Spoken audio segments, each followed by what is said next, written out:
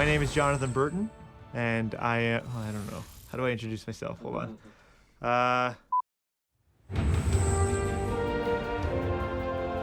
My name is Jonathan Burton, and we are at the studio of CarBot Animations. I'm the animator and the main creator behind your StarCrafts.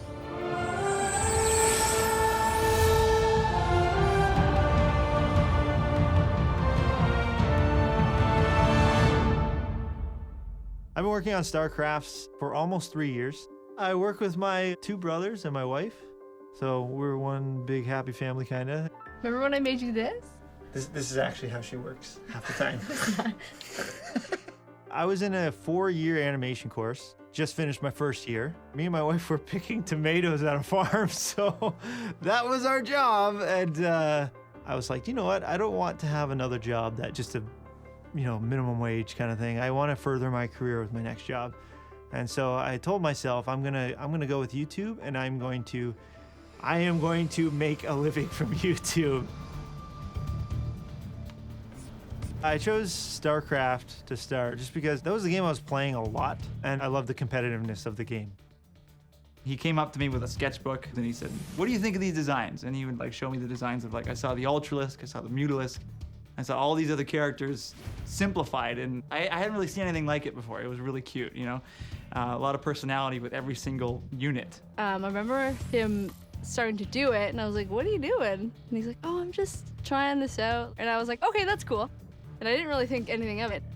I made episode 1, 2, and 3. That was all kind of on my own when I was just kind of thinking of the idea and thinking, yeah, this might be a good idea to do on YouTube.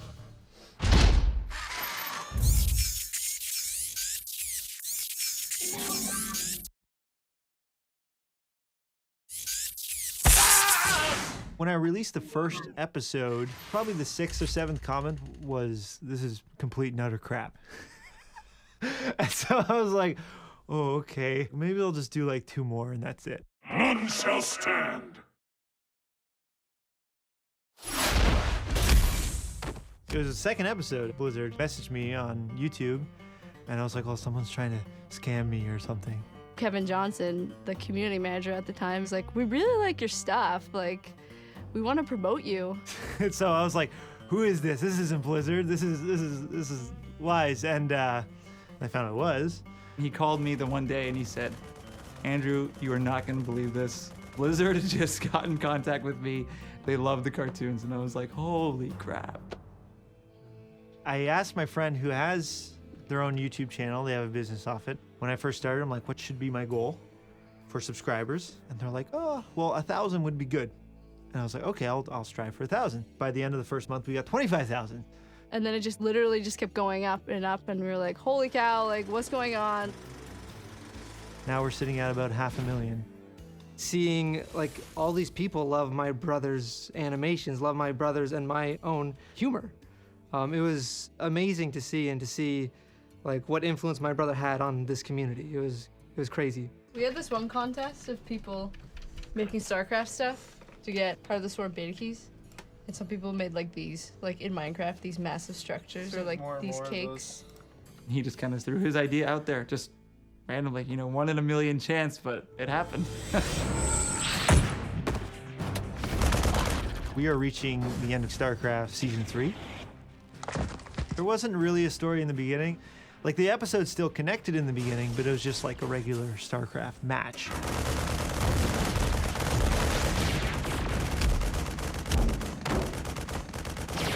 Then Season 2 was Heart of the Swarm. I even was able to start with the cinematic trailer, which was cool.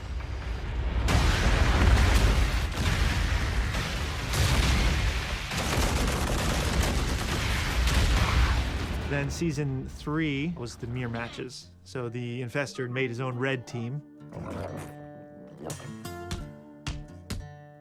There's also an overall story plot that people, if they dig deep enough, they'll notice, and little Easter eggs that people who are watching like to pick up and comment on.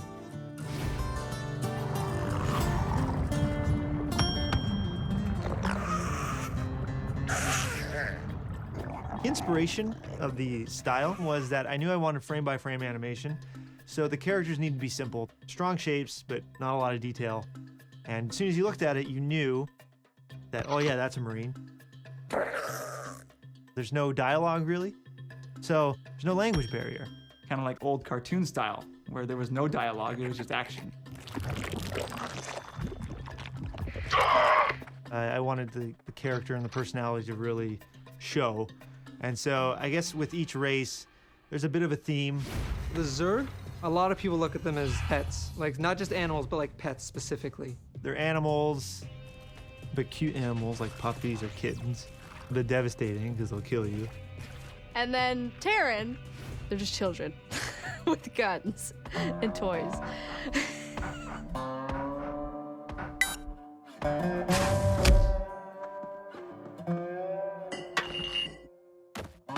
It's all fun and games to them. But with the Protoss, this is serious. The Protoss are serious about what they're doing, and they try really hard. Do not make me. The Zealot, actually, he's kind of become a main character. I used to rage a lot in StarCraft, and so my frustrations were poured into the Zealot.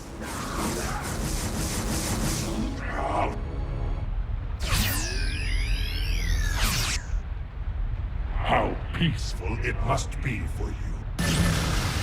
Well, I remember patches came about in episode 4, I believe. It was called Zerg BM, Bad Manners. And from that point on, he had a patch on his butt. And then the community called him Patches. The Zergling that took the bite out of Patches, he's still around. Every so often he coughs off a piece of that suit. I don't know if people have noticed that. As soon as I started having reoccurring characters and stuff like that, that story continued to flush out more and more. And each season introduces a new map. So we kind of progress with maps, we progress with stories and characters. Who called in the fleet? The end has come.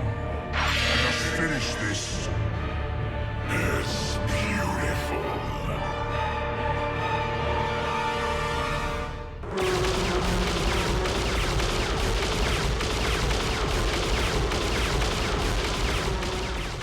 The quality has gone up for sure since episode 1.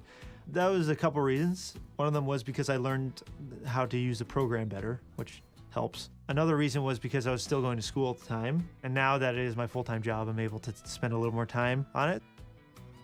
There's also my brothers, Sam and Andrew. Before all this happened, we always wanted to have something like this together. And so when all this started, I thought this was like a first step in the direction of what we wanted in the future. It took quite a long time to find out what my role should be. I did like one StarCraft episode, and then eventually after about a year, we kind of went World of Warcraft.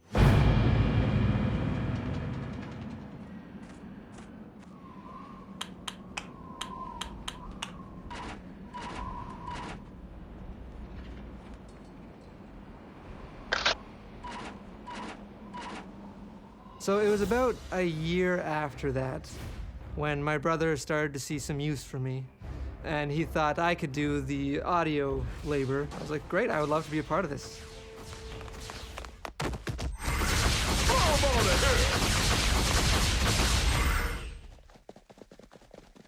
Damn. Look, someone donated $6 to you. Last year, in December, I quit my job. And then I just started doing like the business side of things. Because if you know a job, then you can't do that stuff. That's our team, and it's all families, which is awesome because that's where a lot of my creative energy and my enthusiasm came from, was being able to play these games with my brothers.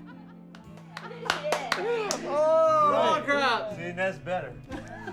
The main thing that I think works as this company is because we all have synergy, especially the 3 brothers. Where they'll talk about memories of when they played like StarCraft or Diablo, and then they just put it to life in the animations. It's great to be a part of every cartoon, to pitch ideas and to work with them to make hilarious cartoons.